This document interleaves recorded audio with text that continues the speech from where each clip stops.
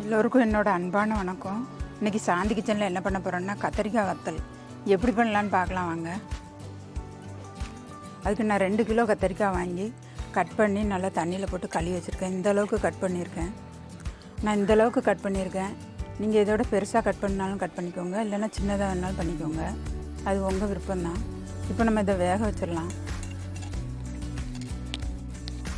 கத்திரிக்காய் வத்தல் பண்ணுறதுக்கு அடுப்பை பற்ற வச்சுக்கிறேன்.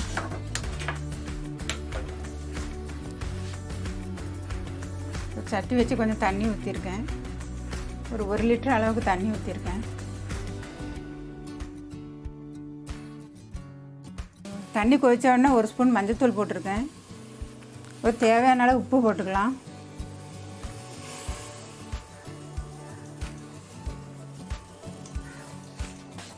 இப்போ நம்ம கத்திரிக்காய் எடுத்து போட்டுடலாம்.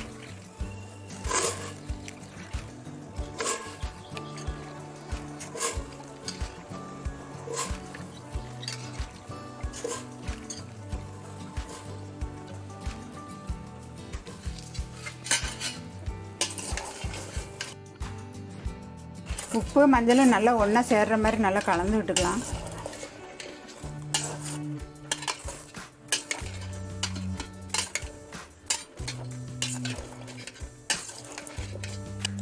இதிலே நம்ம காயப்பொடியும் இதிலே போட்டுடலாம். 1 ஸ்பூன் காயப்பொடி போட்டுக்கலாம்.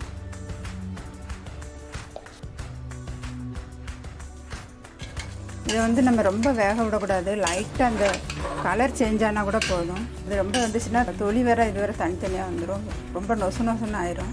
அதனால் ஒரு அரை வேக்காடு வெந்தால் போதும். லைட்டாக கலர் சேஞ்ச் ஆனோடனே எடுத்துடலாம். அவ்வளோதாங்க, கத்திரிக்காய் அரை வேக்காடு வெந்துருச்சு. இப்போ ஸ்டவ் ஆஃப் பண்ணிடலாம்.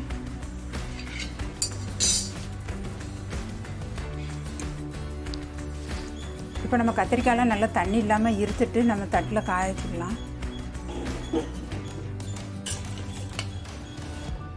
இந்த மாதிரி பெரிய தாம்பளத்தட்டில் காய வச்சிடலாம்.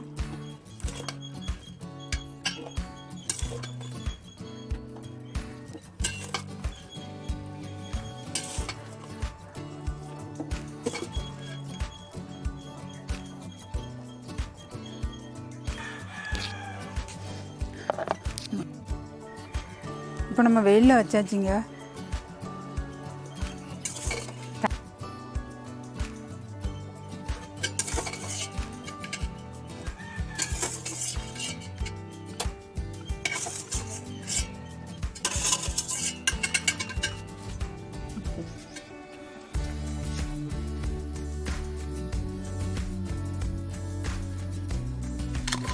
இப்போ இதை நம்ம நல்ல வெயில் சுள்ளுன்னு வெயில் அடிக்கிற இடத்துல வச்சாச்சு.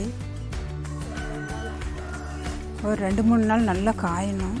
நல்லா மொறுமொறுன்னு காயிற வரைக்கும் நம்ம வெயிலில் வச்சிடலாம். வெயிலில் நல்லா காஞ்சதுக்கப்புறம் நான் உங்களுக்கு காமிக்கிறேன்.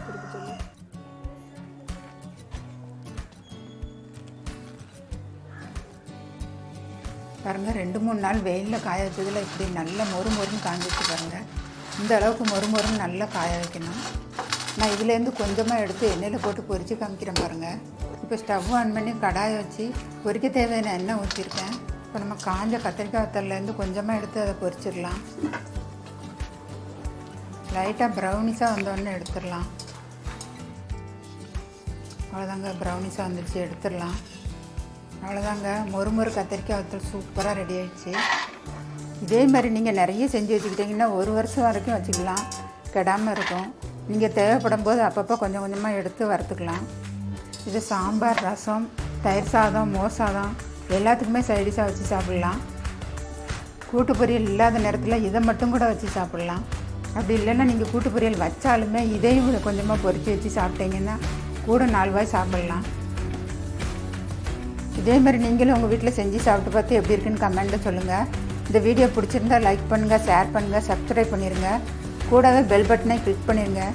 தேங்க்ஸ் ஃபார் வாட்சிங்.